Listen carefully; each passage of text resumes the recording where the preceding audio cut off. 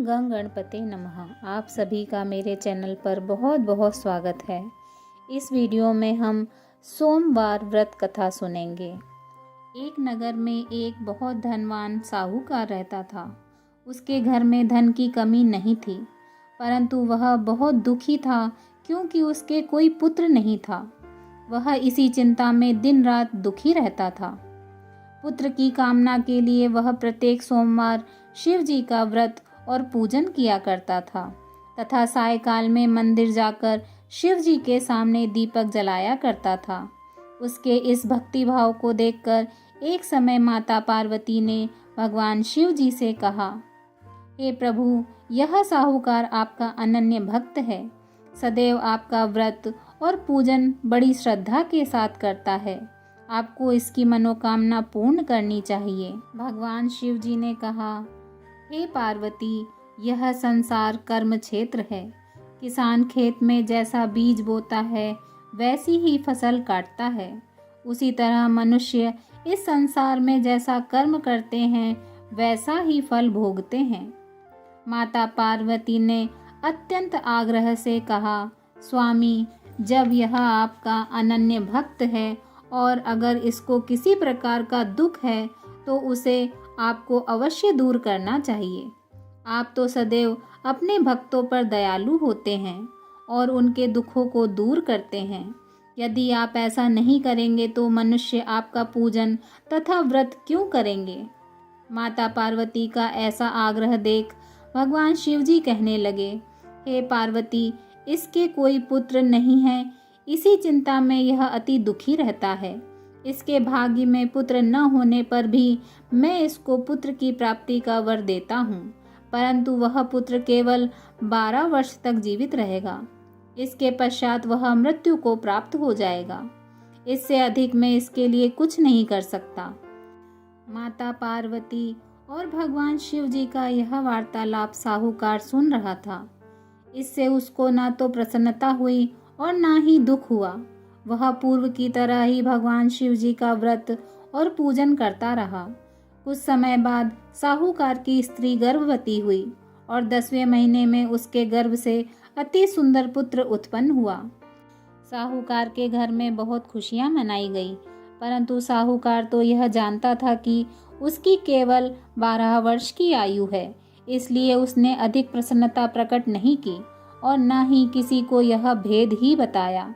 जब वह बालक 11 वर्ष का हो गया तो बालक की माता ने उसके पिता से उसका विवाह करने के लिए कहा। साहूकार ने कहा, अभी मैं इसका विवाह नहीं करूँगा, मैं अपने पुत्र को काशी पढ़ने के लिए भेजूँगा। साहूकार ने बालक के मामा को बुलाकर उनको बहुत सा धन देकर कहा, तुम इस बालक को काशी पढ़ाने के लिए ले जाओ और रास्ते में जिस स्थान पर भी जाओ यज्ञ करते, ब्राह्मणों को भोजन कराते तथा दक्षिणा देते हुए जाना। दोनों मामा भांजे यज्ञ करते, ब्राह्मणों को भोजन कराते तथा दक्षिणा देते काशी की ओर चल पड़े। रास्ते में एक शहर पड़ा। उस शहर में राजा की कन्या का विवाह था, परंतु जो राजकुमार विवाह करने के लिए आया था वह एक आंख का काना था। उसके पिता को इस बात की बड़ी चिंता थी कि कहीं राजकुमार को देख राजकुमारी तथा उसके माता पिता विवाह में किसी प्रकार की अड़चन पैदा न कर दें।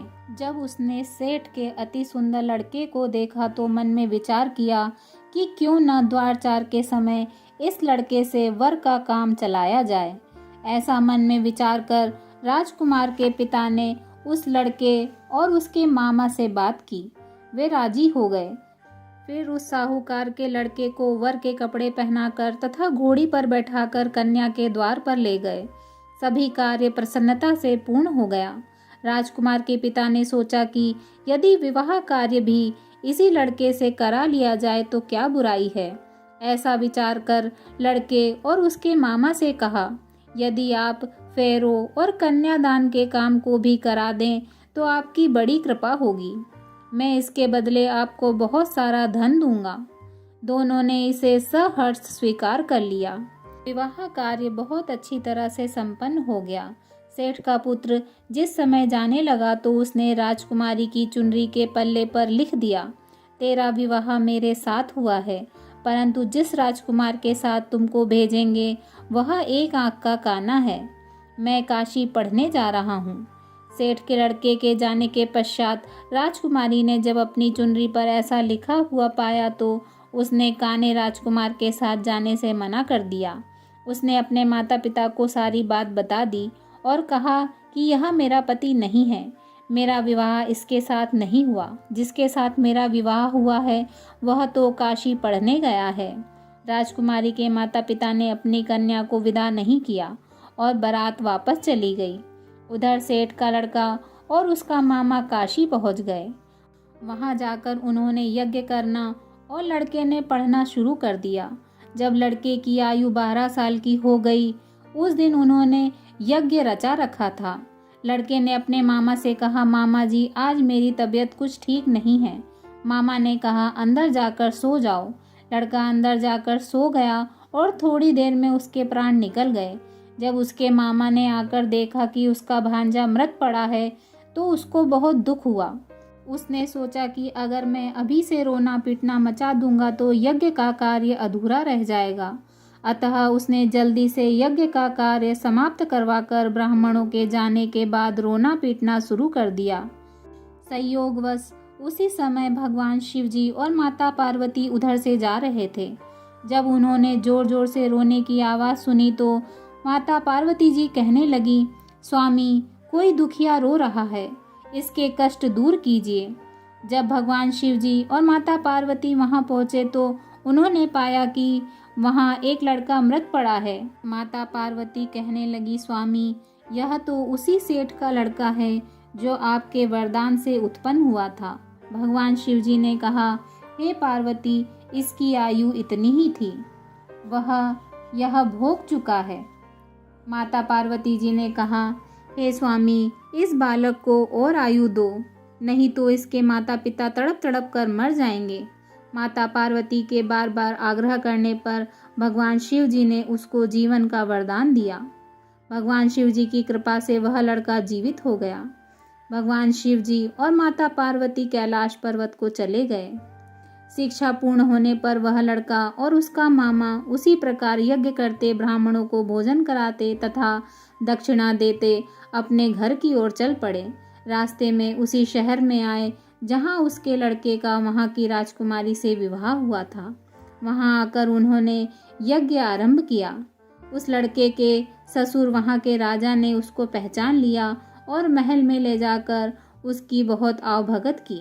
बहुत से दास दासियों सहित आदर पूर्वक अपनी राजकुमारी और जमाई को विदा किया। जब वे अपने शहर के निकट आए तो मामा ने कहा कि मैं पहले तुम्हारे घर जाकर तुम्हारे माता पिता को खबर कर कर आता हूँ। जब उस लड़के का मामा घर पहुंचा तो उसने देखा कि लड़के के माता पिता घर की छत पर बैठे थे।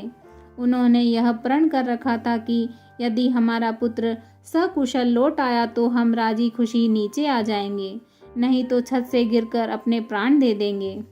उस लड़के के मामा ने आकर जब यह समाचार दिया कि आपका पुत्र आ गया है, तब उनको विश्वास नहीं आया। उसके मामा ने शपथ पूर्वक कहा कि आपका पुत्र अपनी पत्नी तथा बहुत सारा धन साथ लेकर आया है। तो सेठ प्रसन्नता से भर उठा।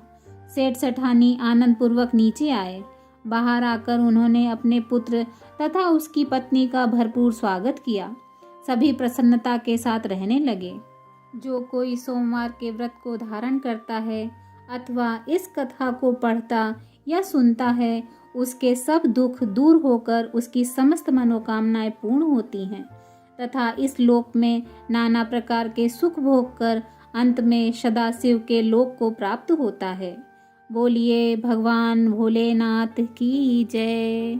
ओम नमः पार्वती पते हर हर महादेव।